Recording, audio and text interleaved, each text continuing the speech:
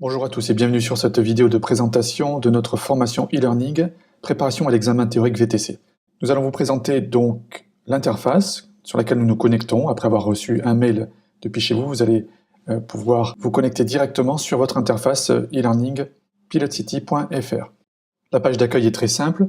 À côté gauche, vous allez pouvoir trouver l'ensemble des communications entre les apprenants et les formateurs, les questions et les réponses qui ont été posées, dont vous bénéficiez également.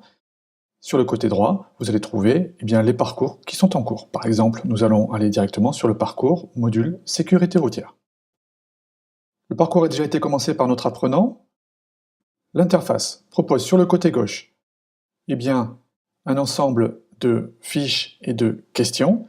Au centre, la fiche avec les explications. À droite, vous avez le module de communication entre formateurs et apprenants.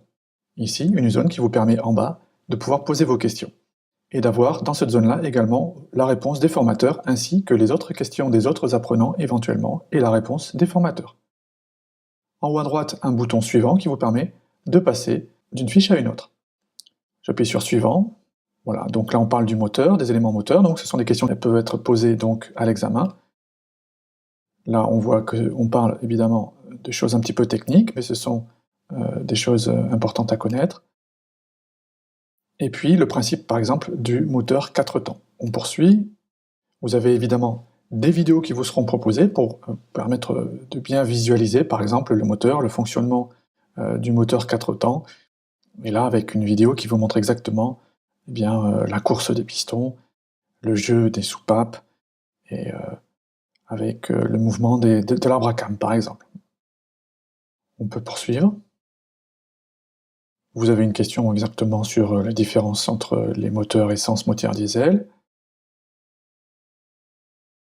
Une question sur les puissances moteurs, très important également de bien connaître les différentes conversions sur les puissances moteurs. Également maintenant sur le freinage des véhicules. Il y a souvent des questions sur l'ABS et le principe de fonctionnement de l'ABS. Voilà, là on vous explique tout de A à Z sur l'ABS, avec une vidéo.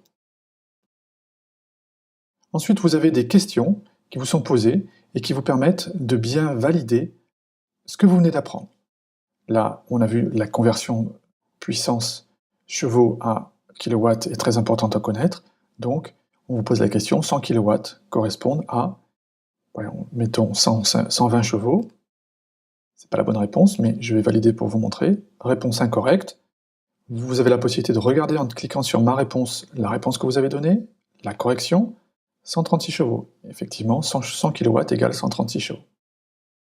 Et vous passez à la suivante.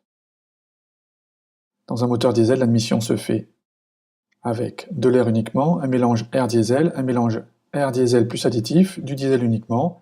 Il n'y a que de l'air, vous l'aurez appris dans les fiches précédentes. Voilà, la réponse est correcte. Vous avez ici une correction qui vous permet de bien comprendre la réponse, bien entendu. Lors du temps d'admission du temps moteur, le cylindre se remplit d'un mélange air-essence. En revanche, pour le moteur diesel, lors de ce temps d'admission, le cylindre ne se remplit que d'air. Voilà. Et ainsi de suite.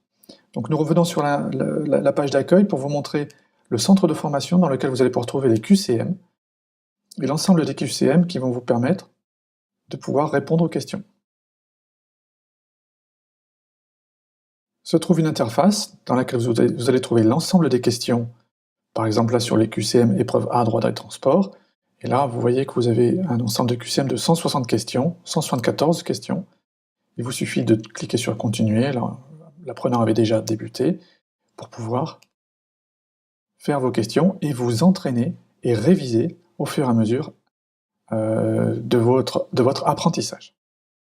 Le permis de conduire du VTC doit être valide avec au moins 4 points, valide au moins 6 points, hors période probatoire, c'est exact, valide et en votre position, c'est exact. Je clique les deux, je valide. La réponse est correcte. Il est bien sûr conseillé d'effectuer un stage de récupération de points si votre permis n'a que très peu de points. Voilà, ça c'est la correction pour aller plus loin.